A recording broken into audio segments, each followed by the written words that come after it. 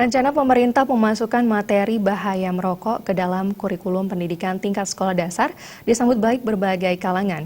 Penerapan materi bahaya merokok dinilai sangat efektif menyasar siswa SD hingga SMP. Ketua Komisi 4 DPRD Bali Nyoman Parta mengatakan, wacana pemerintah memasukkan materi bahaya merokok pada kurikulum pendidikan tingkat sekolah dasar merupakan bagian dari program pembentukan karakter. Sesuai dengan target optimalisasi pendidikan karakter yang dicanangkan dalam Nawacita. Bagi Bali, Parta berharap besarnya dana bagi hasil yang didapatkan Bali dari dana bagi hasil cukai rokok bisa dimanfaatkan.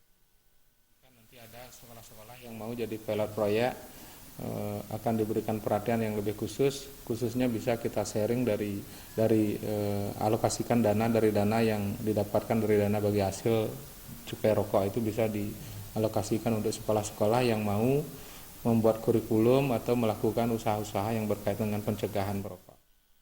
Hal senada juga disampaikan pemerhati anak Luputu Anggreni. Menurutnya, adanya rencana pemerintah memasukkan materi bahaya merokok pada kurikulum pendidikan tinggi sekolah dasar akan menguatkan berbagai peraturan daerah yang memiliki komitmen kuat untuk memerangi bahaya rokok.